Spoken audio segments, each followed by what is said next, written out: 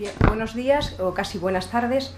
Quería agradecer a mis colegas de Campus do Mar que me hayan invitado a estar aquí con vosotros para contaros un poquitín la experiencia como evaluadora y también a mis colegas de Gradian que han organizado conjuntamente este evento.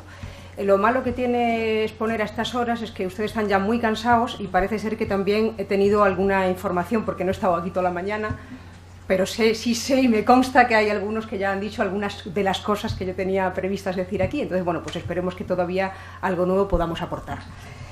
Pues vamos allá entonces.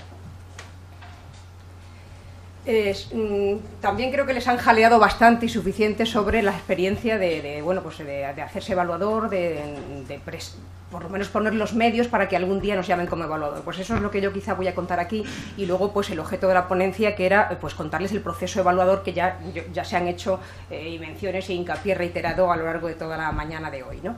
Entonces, ¿cómo nos hacemos evaluadores? O sea, esto es lo primero que tenemos que hacer de manera proactiva, porque si no, no nos van a venir a llamar a casa ni a través de nuestras organizaciones. Entonces, para hacernos evaluador, lo primero que tenemos que hacer es entrar en el portal del participante, porque esto se hace a través de ese portal, que ya ha salido la imagen en varias ocasiones, y por tanto tenemos que meternos en ese portal, y hay un apartado está aquí, este es el look que tiene la página del participante, y aquí también es donde está lo de los evaluadores. Por tanto, nos asomamos aquí y aquí está señalado, que quizá no se ve demasiado, pero sí que hay una pestaña en la que pone experto. Entonces, donde pone experto, pues yo ya pincho aquí, y por tanto tengo que tener la información que quiero meter yo en mi perfil, que no es demasiada, y por tanto no voy a perder nada más que un cuartito de hora en meter la información que me piden para el perfil de evaluador, y ya está, viene dado muy sencillamente, y por tanto es muy intuitivo esta interfaz para poder rellenar lo que es nuestro currículum, pero con datos muy cortos. Entonces nos preguntan en esta herramienta, que ahora vamos a ver un poquito.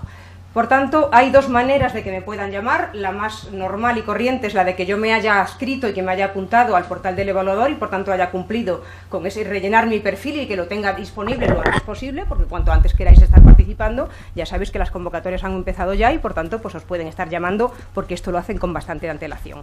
Hay una convocatoria que no sé si se debe llamar tal convocatoria, pero es como un anuncio en el que se invita a independientes expertos a que se apunten a esta base de datos. Digo que no es mucho convocatoria por el hecho de que se está abierto el plazo durante toda la duración del programa Horizonte 2020. Y luego hay otra vía, que es la del apadrinaje, que es la que llama a la comisión por otra vía, ¿no? O sea, la mayoría de los evaluadores van por la base de datos, pero hay otros que van porque la propia comisión o las agencias ejecutivas pues lo que hacen es pedir a ciertas organizaciones perfiles, y ahí es donde está pues lo que digo yo, el apadrinaje, pues que es que tu rector te recomienda, o que el presidente de alguna asociación o de alguien pues recomienda como que ese es un perfil adecuado para aquellos que requiere la comisión. Por tanto, ese es el otro camino, pero que el que yo vengo a contaros es el oficial, y el que es el más modesto, pero que es el que seguro más efectivo. Como requisitos, pues que tengamos una titulación universitaria superior, y que tengamos, una titulación universitaria, y que tengamos experiencia en algún ámbito, tanto científico como tecnológico o como de gestión, y eso quizá explica en el mundo de la I+D+I, y eso quizá es lo que explica, para los que saben que yo soy gestora y no investigadora, explica por qué yo vengo a contar mi experiencia como evaluadora.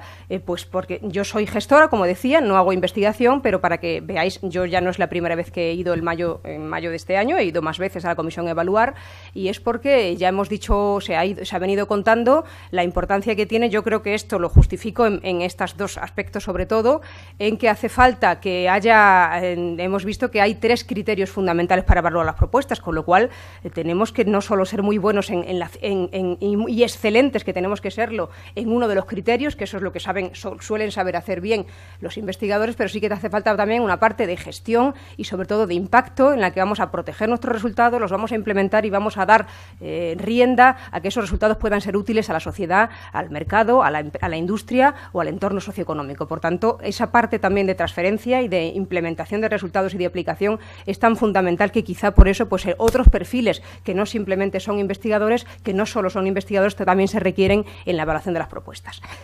No pongo entre paréntesis saber inglés porque esto explícitamente no se dice, pero sí que efectivamente va a ser necesario que nos sepamos, no tenemos que tener un nivel excelente de inglés, pero sí que tenemos que saber explicar nuestros argumentos porque vamos a estar dando la cara a nuestros argumentos en las reuniones de consenso y por tanto necesitamos defender nuestros argumentos allí y también necesitamos escribir correctamente el inglés porque nos va a hacer falta el informe que nos...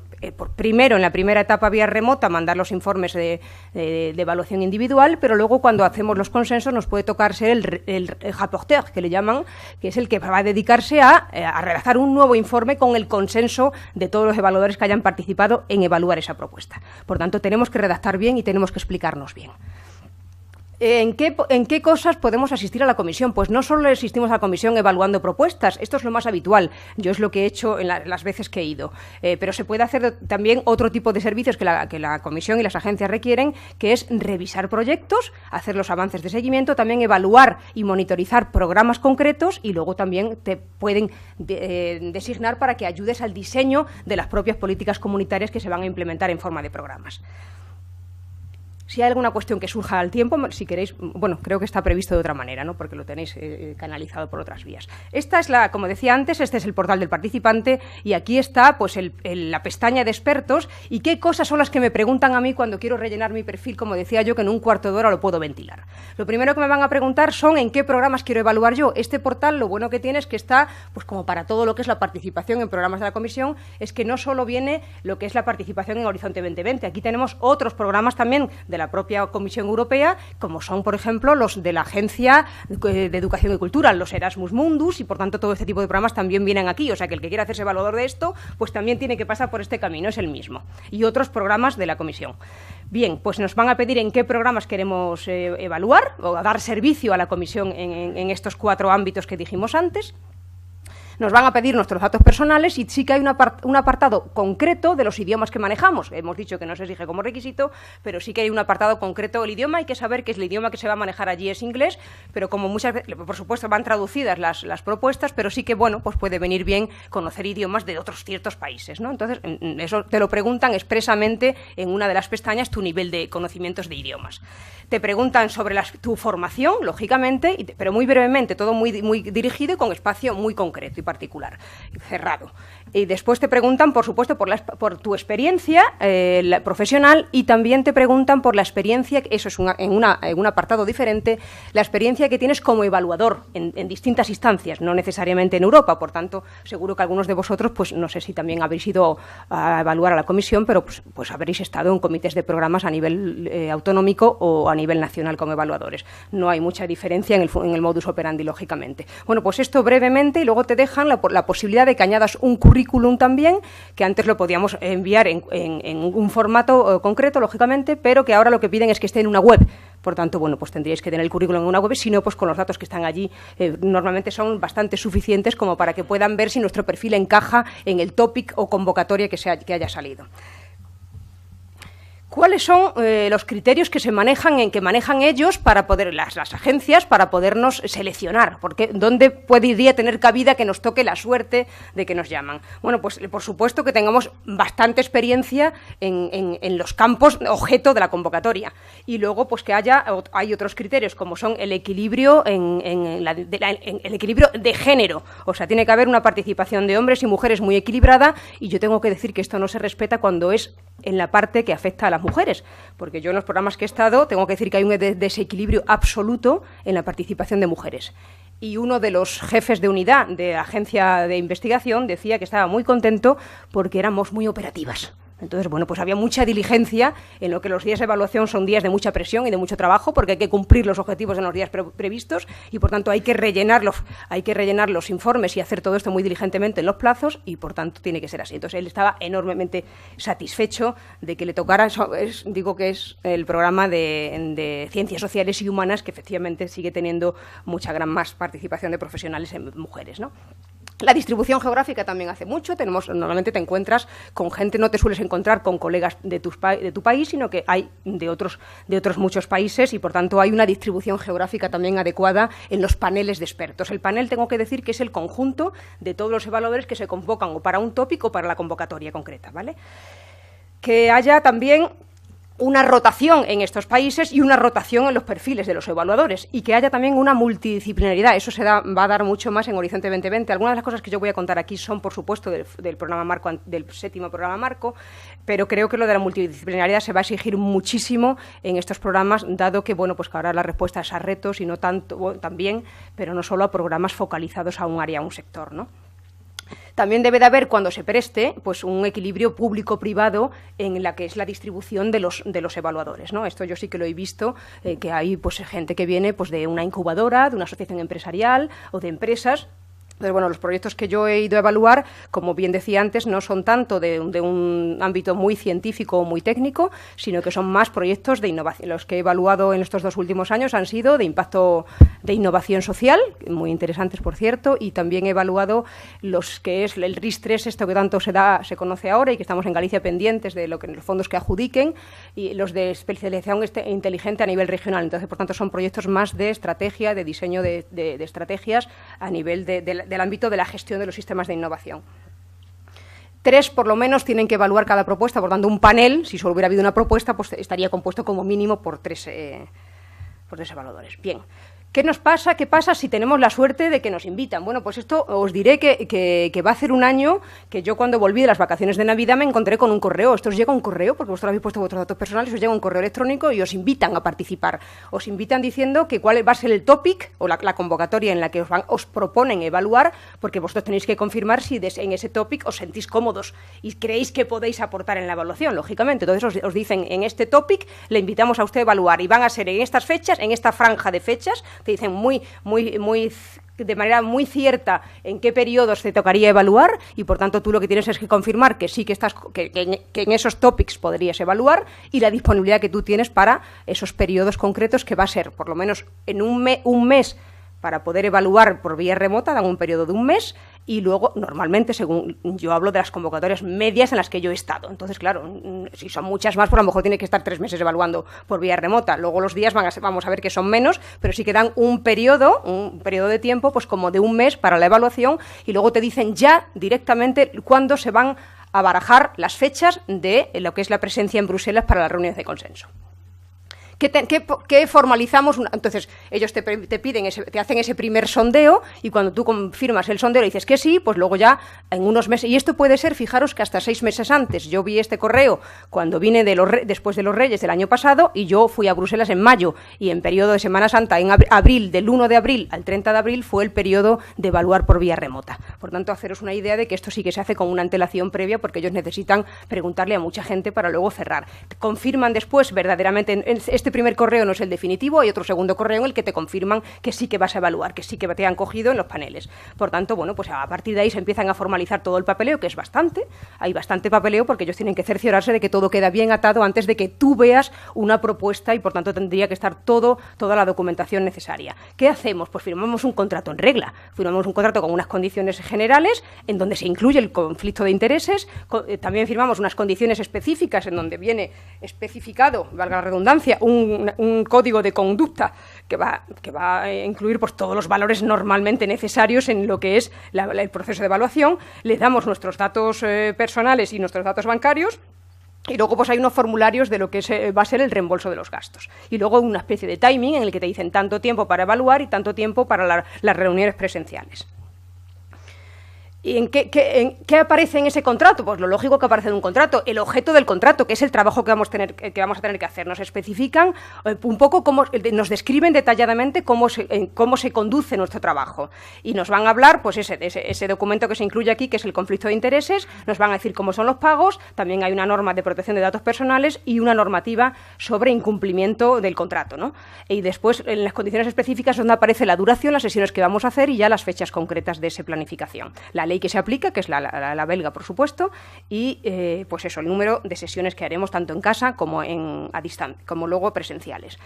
¿Qué es el conflicto de intereses? Creo que ya también se ha mencionado antes, pero sí que quería detallar que esto es bastante lógico. El conflicto de intereses nos sale a cada uno de nosotros, porque realmente, o bien, clarísimamente, cuando hemos elaborado una propuesta, pues lógicamente no vamos a poder evaluarla, no podemos ser juez y parte, ¿no? Entonces, cuando hemos preparado una propuesta, pues no vamos a poder estar en esa evaluándola. Cuando, si se aprobara la propuesta, recibiríamos beneficio de ella, tampoco, obviamente, podemos ser evaluadores. Si tenemos una amistad o enemistad manifiesta, como se suele decir, o tenemos relaciones familiares con la persona, con el solicitante, pues tampoco podemos hacer esto. Pero es que luego también, claro, se aplican otras cosas. Esto es una norma general, pero luego se aplican también a las organizaciones, si son grandes, pequeñas. Entonces, si somos directamente contratados por ese solicitante, pues tampoco. Si somos los gestores o los representantes de ese solicitante, pues tampoco.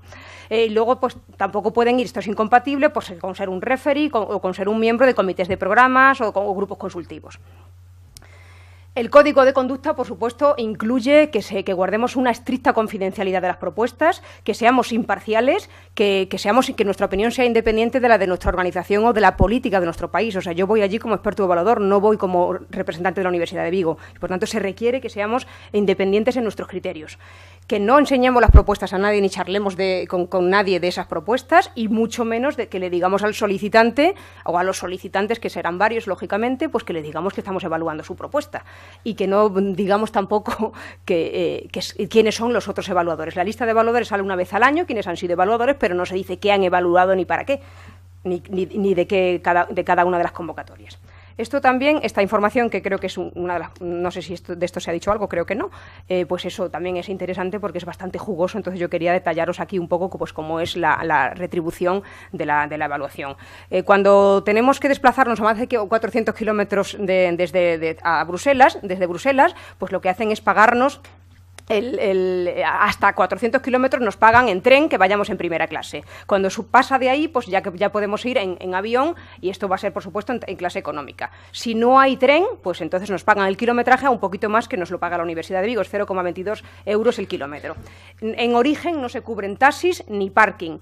En destino, yo desde luego, taxis nunca me han pagado. He tenido que coger el tren y, por tanto, tampoco en destino, tampoco me pagaron nunca ningún taxi en Bruselas. La manutención diaria son 92 euros por día, y luego el alojamiento son 100 euros por día, lo que es claramente insuficiente para alojarse en Bruselas, sobre todo en el listado de hoteles que te facilitan ellos. Porque luego es muy curioso, te dan una lista de hoteles que están muy cerca de Rogier, que es la zona donde está el edificio de la Agencia Ejecutiva de Evaluación, de Investigación, perdón, y entonces pues todos los hoteles que te dan allí está el Silke. Entonces, bueno, pues estos hoteles, ni de broma, con un precio negociado con la comisión. Pues entonces, bueno, pues podéis buscaros otros hoteles, pero difícilmente, pues a no ser que sea una pensión así, pues a lo mejor un poquito más modesta, pues lo de los 100 euros es claramente insuficiente, pero bueno, lo es las demás partidas. Por tanto, sí que los honorarios de trabajo, veis una cantidad muy, muy cuantiosa, que es muy jugosa y golosa, pero realmente, bueno, pues tiene también hay que aclarar cómo es, ¿no? Ellos nos pagan 450 euros al día por evaluar tanto en nuestra casa como por evaluar, por estar los días de consenso en Bruselas, pero también hay que decir cómo miden ellos esto. A ver, ¿cuánto se supone que tardo yo en evaluar una propuesta?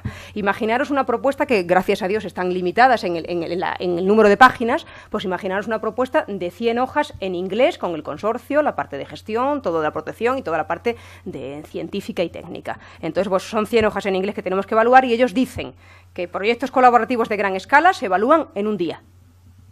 Y que los proyectos el día incluye que yo me haya visto el proyecto, que lo haya mirado detenidamente y que haya hecho mi informe de evaluación. Por tanto, hago el informe, lo remito porque tengo que haber acabado en el plazo máximo que me dan ellos, si no ya estoy incumpliendo. Entonces, 450 euros al día, pero para cada proyecto es un día de estos. Y los que son así de menor escala o media, pues eso se da como que en medio día. Yo lo tengo visto. Lógicamente, esto no es así. Nosotros necesitamos mucho más tiempo porque se supone que, excepto los que sean británicos y manejan el inglés, los demás no lo manejamos con esa facilidad. Por tanto, ya en la propia lectura vamos a necesitar más tiempo que esto, ¿no? Y luego te regalan mediodía para que tú te leas todo lo que es la documentación de tu acuerdo, de las condiciones, y toda la documentación que te dan de cómo se maneja la herramienta de evaluación y demás, para que tú tengas mediodita el que le dediques a esto. Y luego, bueno, pues nos queda nada más que irnos cuando nos toca ya a lo presencial, pues a irnos a Bruselas y, bueno, pues llevar allí y que no olvidarnos de llevar toda la documentación, todo lo que es los formularios, nuestros billetes, nuestras tarjetas de embarque y los tickets del tren que hayamos cogido, porque eso todo, hay que decir que aunque tengo aquí puesto que eso dicen ellos, que luego al rematar la evaluación sí que se manda documentación, pero esto no es así. Normalmente ellos ya dejan cerrado y no vuelven prácticamente a tener comunicación contigo, lo único que vas a ver que en 30 días máximo te han pagado. Pero realmente no te aceptan ya un ticket de tren de vuelta, o sea, ya no les mandas prácticamente nada. Todo se firma allí, todo se lo entregas allí, hacen copia de la documentación, coges ida y vuelta quizá en el billete del tren, porque eso sí que se quedan con el billete de ida y vuelta, porque si no la vuelta no te la van a pagar. Entonces, bueno, pues todo se formaliza allí directamente en el edificio de la agencia de investigación. ¿Cómo es el proceso? Y como que creo que tenía más interés en contaros esta parte, que es la que es más a nivel del punto de vista y de cómo son las cosas allí en lo interno, que lo del proceso, que quizás sí que se ha hecho a lo mejor una mención mucho más expresa en cada una de las participaciones. Bueno, los criterios, voy rápidamente para que ya no nos cansemos tanto. Los criterios que rigen el proceso, por supuesto, tiene que ser la excelencia en el proceso, pero también la equidad, la imparcialidad, la confidencialidad, que seamos todos muy rápidos, muy eficientes y muy diligentes. Y luego las consideraciones éticas. Nos van a pedir, y esto, yo creo que en esto sí que tengo que decir también que esto lo he cogido, estas transparencias de ahora ya son pegotes de la propia comisión. Este es el briefing que le llaman ellos, que conforme llegamos allí pues nos hacen una presentación oficial con estos contenidos y por tanto esto ya lo he traído directamente, por eso están en inglés esta parte, ¿no? Entonces, bueno, es importante decir que lo que no esté dicho en la propuesta no se puede evaluar y por tanto de todos los 3 criterios que yo creo que mis compañeros predecesores han cansado en explicar cada uno de los aspectos que va a haber que evaluar, de los 3 criterios que ya son archiconocidos, entonces tenemos que contar eso, porque si no contamos eso, los evaluadores no lo pueden suponer. Incluso, aunque a veces conozcamos lo que son las propias propuestas, en el sentido no la propuesta, pero sí quién propone, cuál es su nivel de expertise, de experiencia, incluso conocemos a muchos centros, porque es bastante difícil que no conozcamos. Incluso, aunque ellos sortean las propuestas y, por supuesto, se las mandan a cada uno y procuran evitar, es difícil que no te toque. A mí me han tocado muy pocas propuestas que sean de españoles, porque lógicamente ellos ya sortean para que esto no pase así. Imaginaros las de la propia organización, eso no suele pasar casi nunca. Pero como es muy difícil, porque los consorcios son grandes, pues es difícil que no te toque de tu país, ¿no? Pero ellos ya, pues te tocan escandinavos, te tocan los bálticos, te tocan pues los del este. Entonces, pero sí que, por supuesto, habrá algún socio como coordinador, nunca, pero a mí no me tocaron. No sé si se puede darse seguramente la circunstancia, ¿no? Entonces, lo que no tenemos es, podemos conocer, pero aún así conoces porque las propuestas son normalmente del mundo en el que te mueves, entonces sí que conoces a otra gente que no son de tu propio país ni que es tu organización. Entonces sí que conoces, entonces podrías saber que tienen un nivel de experiencia a la hora de evaluar el consorcio, pero realmente tú no puedes evaluar por lo que no está escrito allí. Por tanto, los 3 criterios que tenemos que a nivel individual de cada persona, de cada experto, tiene que ser que solo podemos evaluar lo que está allí escrito, que nuestro criterio tiene que ser un criterio muy estandarizado y justo para cada una de las propuestas y que solo podemos evaluar los 3 criterios que se nos piden. Que hay una parte remota y otras 2 que es dentro del proceso de evaluación, una parte que es la remota, que es la que hacemos en nuestra casa, que es la más enriquecedora y la que hacemos con necesitamos más tiempo, pero que la hacemos muy tranquilos porque esta la hacemos en nuestra casa y por tanto no tenemos problemas de presión ni de que el inglés no lo entendemos, nos podemos ayudar de todas las herramientas que queramos para entender bien todas las metodologías que nos explican y todo. Las de consenso que se hacen en Bruselas y luego la de esta reunión para poner un poco el ranking de todas las propuestas y candidaturas que se hayan presentado en la convocatoria. Este proceso forma parte, en donde intervienen los expertos, es este proceso del medio, porque lógicamente previamente la comisión o las agencias han intervenido en ver los criterios de elegibilidad y demás, y luego el papel final, los expertos intervienen en el medio, pero lo final también, la última palabra, por supuesto, la tiene la comisión en hacer el ranking y la lista definitiva de las propuestas aprobadas y las no aprobadas. Esto simplemente, pues que son esos 3 expertos como mínimo los que van a ver la propuesta, y aquí tenemos pues esta herramienta que es la que ha estado hasta ahora en el 7º programa marco, que es como todas las herramientas de evaluación y herramientas de este tipo que están en las plataformas, pues una herramienta intuitiva en la que tú vas aceptando hasta última hora el conflicto de intereses se va a dar, en el sentido de que hasta el último día podemos decir que la propuesta que me están mandando estoy en conflicto de intereses claramente. Yo cuando me llaman siempre llamo a Anxo y él lo sabe porque le pregunto a Anxo, ¿sabes de qué propuestas? Me tienes que decir qué propuestas hemos presentado en este topic porque me han invitado a evaluar. Pero claro, luego dice, bueno, pues a las que sé hasta ahora son estas, pero luego pues me dirá, pues más allá, porque el plazo todavía no se ha cerrado, está vivo cuando te invitan y por tanto puede haber alguna propuesta. Entonces, aquí todavía podemos decir esta propuesta no porque tengo conflicto de intereses, ¿de acuerdo? Entonces, las aceptamos o no en esta herramienta, ¿de acuerdo? Y aquí es donde metemos nuestro informe, que está con los 3 criterios, es muy sencillo y hay que hacer el informe. Los criterios no los voy a decir, que ya los conocemos de sobra, y nos vamos a reiterar. Y bueno, pues los aspectos estos horizontales, que son los que no evaluamos directamente, pero que sí que intervienen mucho en lo que son esos 3 otros criterios. Y aquí es donde está, bueno, pues ahora ya lo del ERA no se lleva tanto, porque ahora es otra cosa, está un poco superado, pero luego los aspectos de género, los aspectos éticos, la cooperación internacional, que sí que se evalúan mucho en ciertos tipos de convocatorias. Que tenemos que los 3 criterios pesan por igual, con alguna excepción de ahora en el nuevo programa, y que tienen que tener individualmente un 3 cada una de los criterios, pero luego en el conjunto tiene que ser más de esos 3, que sería un 9. Por tanto, tienen que tener 10 para que se supere lo que sería para que se considere aprobada. Se pueden poner medios puntos también, o sea, podemos poner 3,5, 0,5, y se nos invita a que pongamos del 0 al 15. O sea, que saquen nota todo el mundo desde el 0 hasta la máxima nota.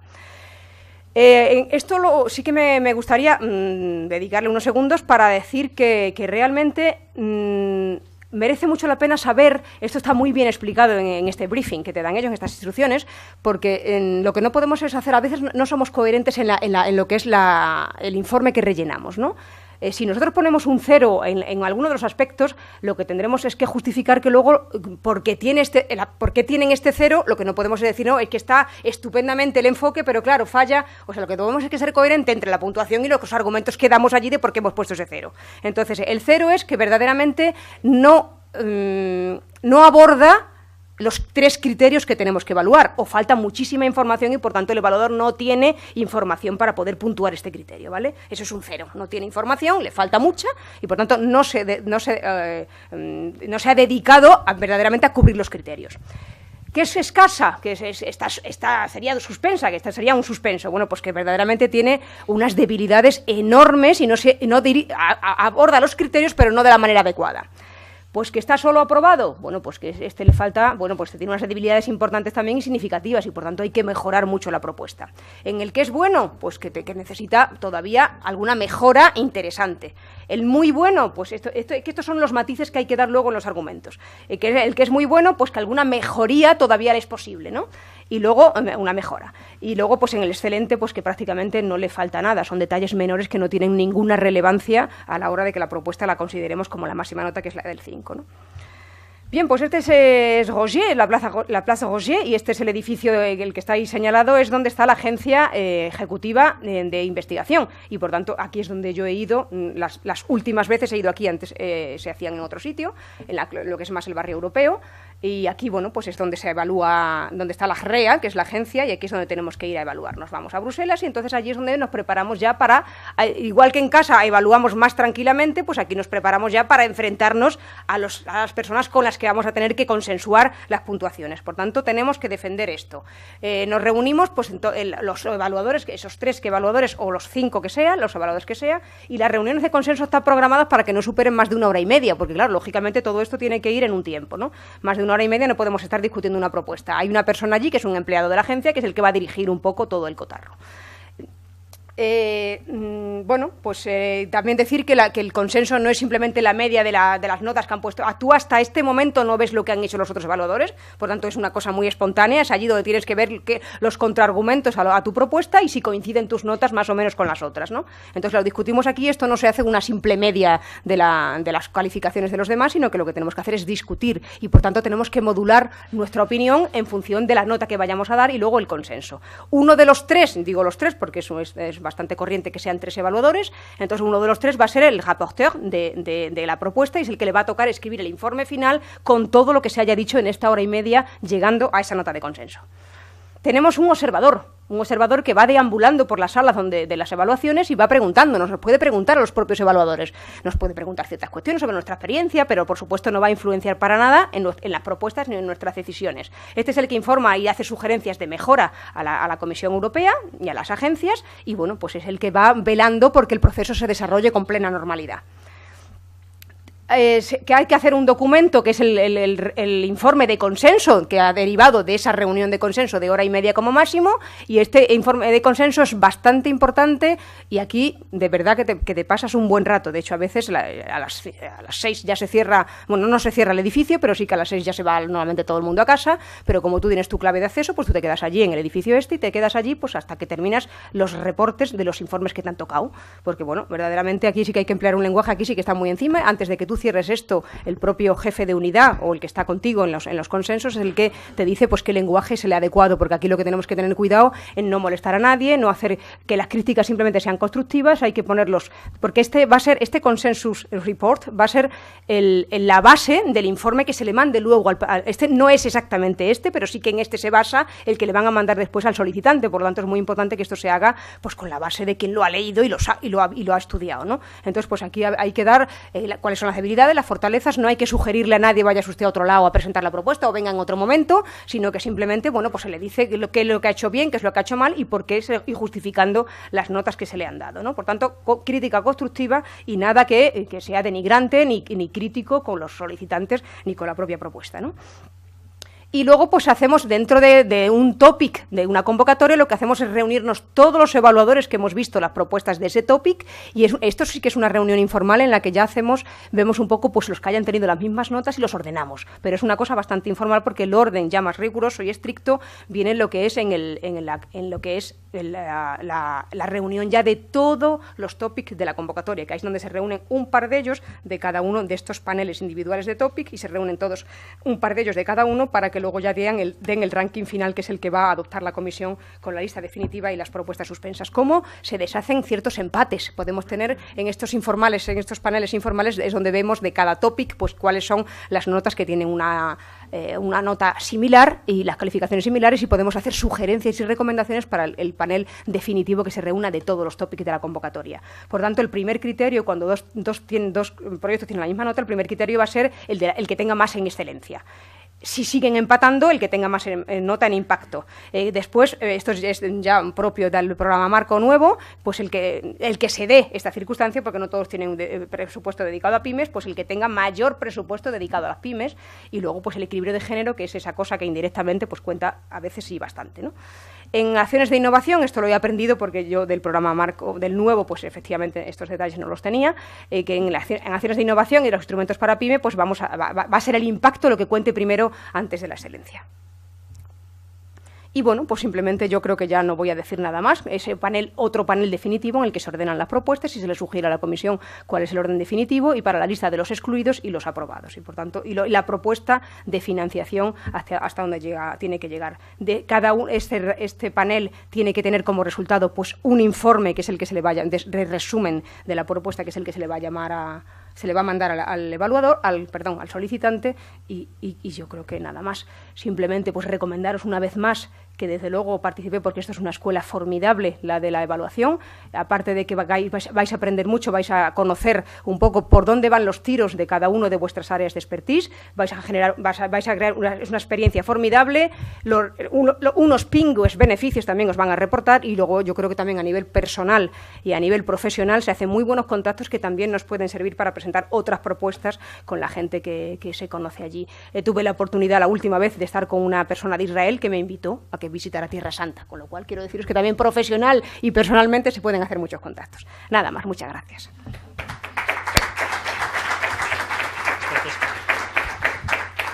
Pues muchas gracias, Ángeles, por contarnos desde dentro qué es ser un evaluador. No sé si alguno de vosotros tiene alguna pregunta, a la gente que nos está siguiendo online, o la gente que... Otra vía, que es la del apadrinaje, que es la que llama a la comisión por otra vía, ¿no? O sea, la mayoría de los evaluadores van por la base de datos, pero hay otros que van porque la propia comisión o las agencias ejecutivas pues lo que hacen es pedir a ciertas organizaciones perfiles, y ahí es donde está pues lo que digo yo, el apadrinaje, pues que es que tu rector te recomienda, o que el presidente de alguna asociación o de alguien pues recomienda como que ese es un perfil adecuado para aquellos que requiere la comisión. Por tanto, ese es el otro camino, pero que el que yo vengo a contaros es el oficial y el que es el más modesto, pero que es el que seguro más efectivo. Como requisitos, pues que tengamos una titulación universitaria superior y que tengamos, bueno, en esta herramienta que ahora vamos a ver un poquito. Por tanto, hay dos maneras de que me puedan llamar. La más normal y corriente es la de que yo me haya adscrito y que me haya apuntado al portal del evaluador y por tanto haya cumplido con ese rellenar mi perfil y que lo tenga disponible lo antes posible, porque cuanto antes queráis estar participando, ya sabéis que las convocatorias han empezado ya y por tanto pues os pueden estar llamando porque esto lo hacen con bastante antelación. Hay una convocatoria que no sé si se debe llamar tal convocatoria, pero es como un anuncio en el que se invita a independientes expertos a que se apunten a esta base de datos. Digo que no es mucho convocatoria por el hecho de que se está abierto el plazo durante toda la duración del programa Horizonte 2020. Y luego he leído bastante y suficiente sobre la experiencia de hacerse evaluador, por lo menos poner los medios para que algún día nos llamen como evaluador. Pues eso es lo que yo quizá voy a contar aquí y luego pues el objeto de la ponencia, que era pues contarles el proceso evaluador que ya se han hecho menciones e hincapié reiterado a lo largo de toda la mañana de hoy, ¿no? Entonces, ¿cómo nos hacemos evaluadores? O sea, esto es lo primero que tenemos que hacer de manera proactiva, porque si no, no nos van a venir a llamar a casa ni a través de nuestras organizaciones. Entonces, para hacernos evaluador, lo primero que tenemos que hacer es entrar en el portal del participante, porque esto se hace a través de ese portal, que ya ha salido la imagen en varias ocasiones, y por tanto tenemos que meternos en ese portal y hay un apartado está aquí, este es el look que tiene la página del participante, y aquí también es donde está lo de los evaluadores. Por tanto, nos asomamos aquí y aquí está señalado, que quizá no se ve demasiado, pero sí que hay una pestaña en la que pone experto. Entonces, donde pone experto, pues yo ya pincho aquí y por tanto tengo que tener la información que quiero meter yo en mi perfil, que no es demasiada, y por tanto no voy a perder nada más que un cuartito de hora en meter la información que me piden para el perfil de evaluador, y ya está, viene dado muy sencillamente y por tanto es muy intuitivo esta interfaz para poder rellenar lo que es nuestro currículum, pero con datos muy cortos. Entonces nos preguntan, bien, buenos días o casi buenas tardes. Quería agradecer a mis colegas de Campus de Omar que me hayan invitado a estar aquí con vosotros para contaros un poquitín la experiencia como evaluadora, y también a mis colegas de Gradian que han organizado conjuntamente este evento. Lo malo que tiene exponer a estas horas es que ustedes están ya muy cansados y parece ser que también he tenido alguna información, porque no he estado aquí toda la mañana, pero sí sé y me consta que hay algunos que ya han dicho algunas de las cosas que yo tenía previstas decir aquí. Entonces, bueno, pues esperemos que todavía algo nuevo podamos aportar. Pues vamos allá entonces. También creo que les han